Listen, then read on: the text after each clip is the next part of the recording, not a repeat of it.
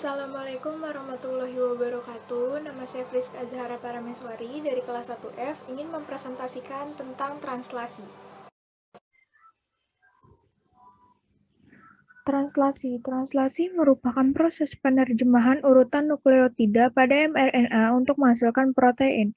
mRNA dihasilkan melalui proses transkripsi dalam nukleus, kemudian akan dikeluarkan menuju sitoplasma untuk menjalani translasi pada eukariota.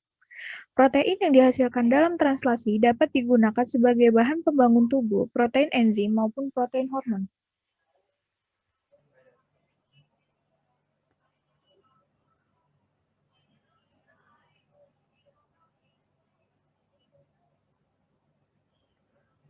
Setelah menyelesaikan tahap transkripsi, mRNA yang ada di nukleus akan berpindah ke sitoplasma, yang merupakan tempat ditemukannya ribosom.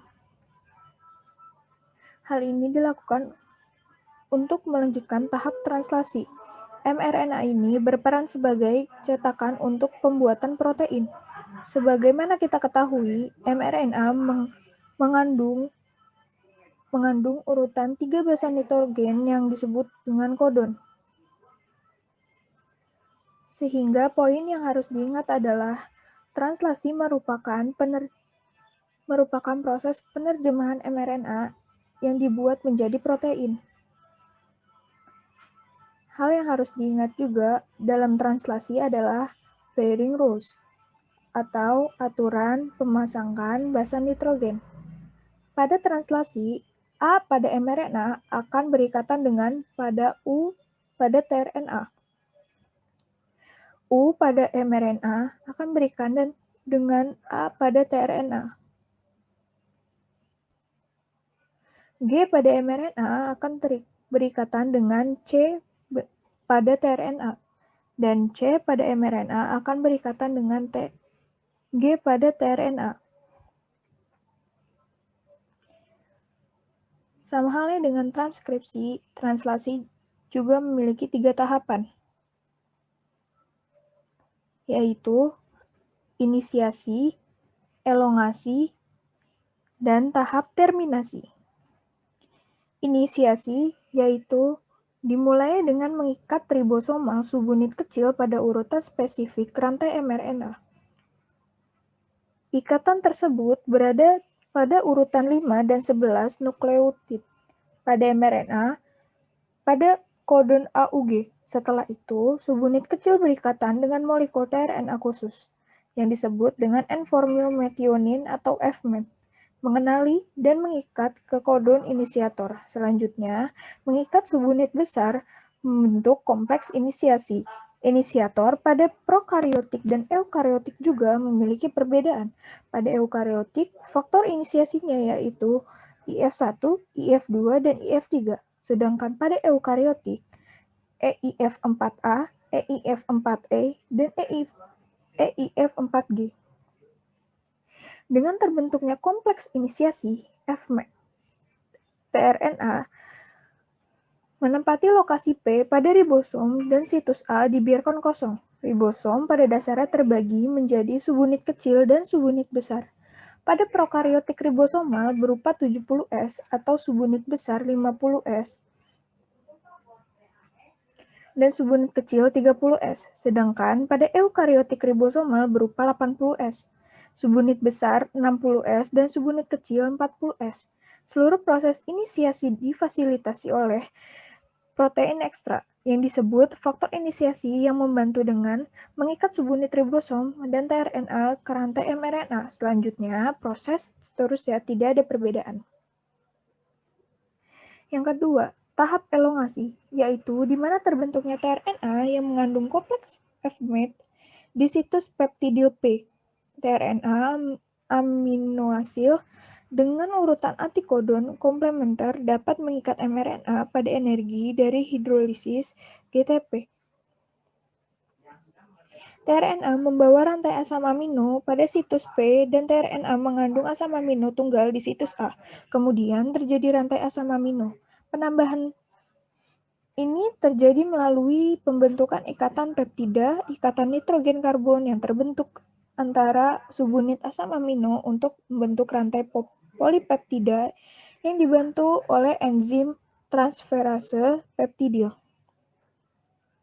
Ikatan peptida terjadi antara gugus karboksil, merupakan ujung dalam rantai peptida yang terletak di lokasi P, dan gugus amina pada asam amino dalam kelompok A. Akibatnya, rantai peptida bergeser ke situs A dengan asam amino asli pada situs A sebagai ujung rantai. tRNA ini di situs A menjadi RNA peptidil dan bergeser ke situs P. Sementara itu, ribosomnya bergerak ke arah 3 sepanjang mRNA didorong oleh faktor pemanjangan. Nah, ketika situs A terbuka kembali, sehingga tRNA amino asil berikutnya menghasilkan rantai asam amino peptid. Proses berulang-ulang tersebut menciptakan sebuah rantai polipeptida di situs P ribosom. Sebuah ribosom tunggal akan menerjemahkan sekitar 60 nukleotida per detik. Kecepatan ini bisa jauh ditambah ketika menghubungkan ribosom untuk membentuk poliribosomes. Yang ketiga, tahap terminasi.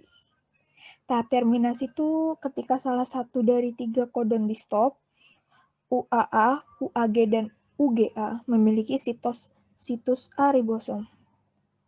Gak ada molekul tRNA yang amino asil yang mengenali urutan ini, jadi sehingga faktor mengikat ke situs P lepas dan mengkatalisasi pelepasan rantai polipeptida dan ribosom ke subunit aslinya kecil dan besar dan terpisah. Nah, ini adalah sintesis protein.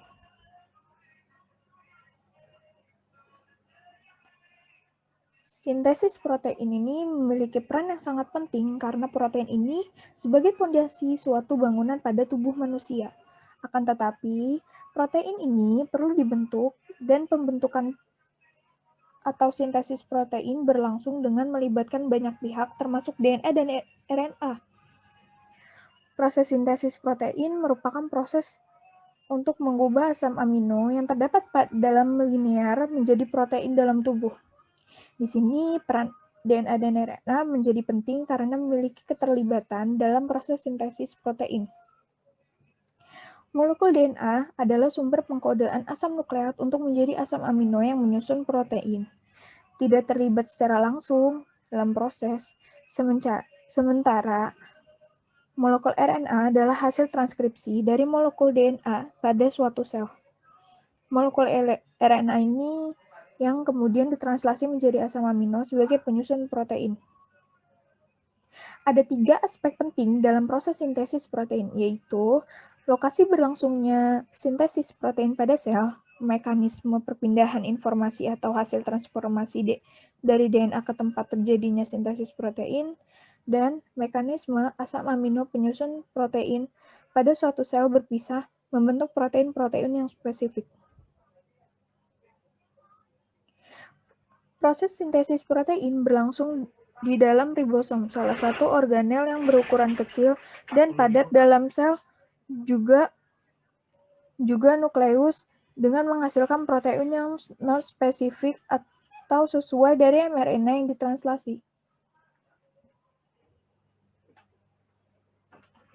Ribosom sendiri memiliki diameter sekitar 20 nanometer, serta terdiri atas 65% RNA ribosom atau rRNA dan 35% protein ribosom disebut dengan ribonukleoprotein atau RNP. Adapun urutan dalam proses translasi.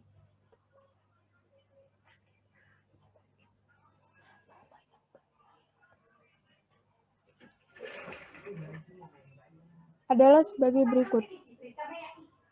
Molekul mRNA berikatan dengan subunit kecil ribosom di ujung 5. Yang kedua, translasi diawali dari kodon start, yaitu AUG yang ada pada mRNA. Lalu tRNA sebagai initiator yang membuat antikodon UAC yang membawa asam amino metionin. Asam amino tersebut akan melekat pada kodon AUG. Ingat, metionin merupakan asam amino awal dalam sintesis protein. Selanjutnya, asam amino yang lain akan ditambahkan oleh enzim tRNA amino asid hingga dihasilkan rantai polipeptida lengkap. Translasi semacam itu akan terus berlangsung sampai muncul kodon stop, yaitu UAA, UGA, dan UAG. Jika muncul salah satu kodon tersebut, proses translasi akan berhenti.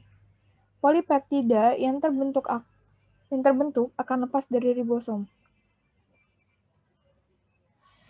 Ini contoh gambar translasi pada mRNA.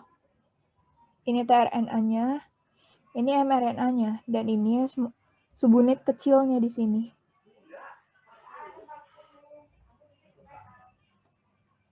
Proses translasi berupa penerjemah kodon atau urutan nukleotida yang terdiri atas 3 nukleotida berurutan yang menjadi suatu asam amino tertentu.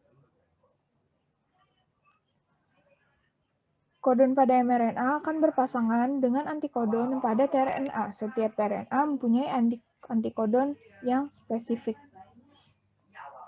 Ada 3 nukleotida di antikodon tRNA saling berpasangan dengan 3 nukleotida pada kodon mRNA yang menjadi asam amino tertentu. Proses translasi dirangkum dalam 3 tahap, yaitu inisiasi, elongasi, dan terminasi yang tadi sudah saya jelaskan di slide sebelumnya. Translasi pada mRNA mulai pada kodon pertama atau kodon inisiasi translasi merupakan ATG pada DNA atau AUG pada RNA. Dan ini translasi pada prokariota dan eukariota. Walaupun mekanisme dasar transkripsi dan translasi serupa, namun prokariota dan eukariota itu berbeda. Karena bakteri tidak memiliki nukleus atau inti sel, DNA-nya tidak saling tersegregasi dari ribosom dan perlengkapan sintesis protein lainnya. Transkripsi dan translasi dipasangkan pada ribosom menempel di ujung depan molekul mRNA. Suatu transkripsi masih terus berlangsung. Pengikatan ribosom ke mRNA membutuhkan situs yang spesifik. Sebaliknya, dalam sel eukariot, selubung nukleus atau membran inti memisahkan transkripsi dari translasi dalam ruang waktu. Transkripsi ini terjadi di dalam inti sel dan mRNA dikirim ke sitoplasma tempat translasi terjadi. Terminasi translasi. Terminasi atau akhir dari translasi ini terjadi di ruang A sampai pada kodon stop atau kodon terakhir. Kodon ini tidak akan memanggil tRNA tertentu, tapi dia akan mengaktifkan faktor pelepas yang menyebabkan ditambahnya molekul air pada rantai asam amino yang telah terbentuk. Penambahan molekul air ini menyebabkan rantai asam amino lepas dari ribosom dan siap dimodifikasi sehingga menjadi protein yang fungsional. Setelah itu, kompleks ribosom pada mRNA akan terpisah dan proses translasi akan berakhir. Ribosom subunit kecil, subunit besar, dan mRNA itu tuh akan berpisah sebagai akhir dari proses translasi tersebut. mRNA tersebut akan mengalami translasi berulang-ulang kali oleh banyak ribosom yang berbeda-beda. Di sini ada gambar terminasi translasi. Ini ada release faktornya, ini stop codon, ada UAG di sini, ada UAA dan atau UGA. Lalu dia ke sini, terus dia berakhir di sini. Sekian presentasi dari saya, kurang lebihnya mohon maaf. Wassalamualaikum warahmatullahi wabarakatuh.